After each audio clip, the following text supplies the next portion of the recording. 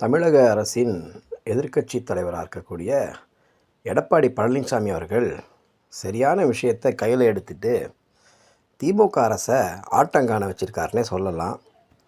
நெல் கொள்முதலில் நடக்கிற ஊழலையும், நெல்மணிகள் விளைய வச்ச விவசாயிகளுக்கு சரியான போதிய இட வசதி இல்லாமல் நெற்மணிகளெல்லாம் மழையில் நனைஞ்சி அது பயிர்களாக வளர தொடங்குற வரைக்கும் நம்ம சூழ்நிலை இன்றைக்கி தமிழ்நாட்டில் அது போல் அமைஞ்சிருக்கு. நெல் கொள்முதல் பண்ணி அதை சரியான இடத்துல வைக்கக்கூடிய அளவுக்கு கூட இட வசதி இல்லாமல் திருவாரூர், நாகை போன்ற டெல்டா மாவட்டங்களில் விவசாயிகள் கடும் அவதிப்படுறாங்க. இது வருஷம் நடக்கக்கூடிய ஒரு விஷயந்தான். எடப்பாடி பழனிசாமி அவர்களும் முதலமைச்சராக இருக்கும் பொழுது இதே பிரச்சனை இருந்துச்சு. அந்த டைமில் கூட கொரோனா காலகட்டத்தில் கூட நெல் கொள்முதலுக்கு லஞ்சம் வாங்குறாங்க அப்படின்லாம் செய்தியெல்லாம் வெளியாச்சு. அது இன்றைக்கு வரைக்குமே இடைத்தரகர் இல்லாமல் அரசாங்கத்தால் நியமிக்கப்பட்ட ஒருவர் நெல் கொள்முதல் நிலையங்களுக்கு அவங்க அதிகாரிகளாக செயல்படுறாங்க. ஆனால் அவங்களே மூட்டைக்கு 40 ரூபா 50 ரூபா லஞ்சம் வாங்குறாங்க அப்படின்ற செய்திகள் எல்லாம் வெளியாச்சு. இந்த விஷயத்தில் எடப்பாடி பழனிசாமி அவர்கள் இன்றைக்கி தமிழக அரசாங்கத்துக்கு பெரும் சவாலாக இருக்கிறாரு. என்னென்னா, இந்த நெற்மணிகளை ஏன் பாதுகாக்கிறதுக்கு சரியான இடங்களை நீங்கள் செஞ்சு கொடுக்கல, வசதிகள் செய்து தராமல் இருக்குது. நெற்மணிகளெல்லாம் விவசாயிகள் சாலையிலேயே கொட்டியிருக்காங்க, மூட்டைகள் வச்சுருக்காங்க, அதெல்லாம் ஈரத்தன்மையாகி அது பயிர்களாக முளைக்க தொடங்கியிருக்கு அப்படின்னு நேரடியாக களத்தில் போய் அவர் ஆய்வு செஞ்சுருக்காரு. இது பெரிய பேசு பொருளாக இருக்குது. எல்லா கட்சி மக்கள் மத்தியிலையும், கட்சி நிர்வாகிகள் மத்தியிலையும் இது பேசு பொருளாக இருக்குது. இது திமுகவுக்கு ஒரு பெரிய பின்னடைவையும் ஏற்படுத்தியிருக்கு இந்த விவகாரம். இதனால் தூக்கத்தை தொலைச்சிருக்காரு அமைச்சர் சக்கரபாணி அவர்கள். யாருன்னே தெரியாமல் இருந்த இந்த அமைச்சர் சக்கரபாணி அவர்கள் இந்த விவகாரத்துக்கு பிறகு அவர் பேசு பொருளாக மாறியிருக்காரு. ஏன் அமைச்சர் இதை சரி செய்யலை?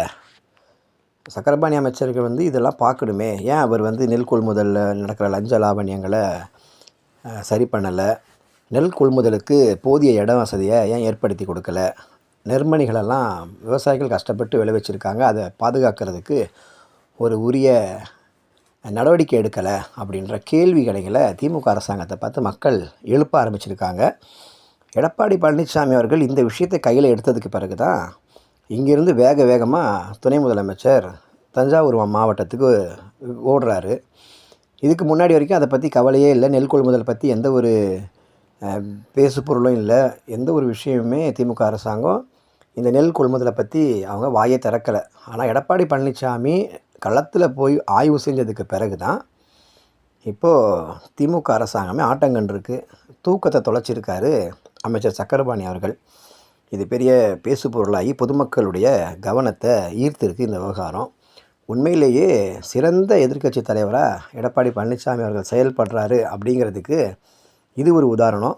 இதுபோல் பல ஊழல்கள் பல துறைகளில் நடக்குது.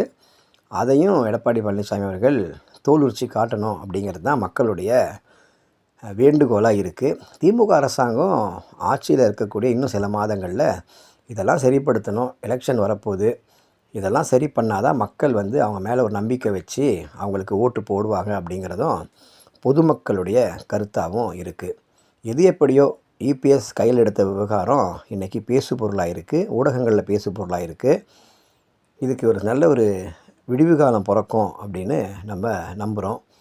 உண்மையிலேயே சிறந்த எதிர்க்கட்சி தலைவராக இப்போ தான் எடப்பாடி பழனிசாமி அவர்கள் செயல்பட்டு வராரு அப்படிங்கிறதுல எந்த விதமான மாற்று கருத்துமே இல்லை.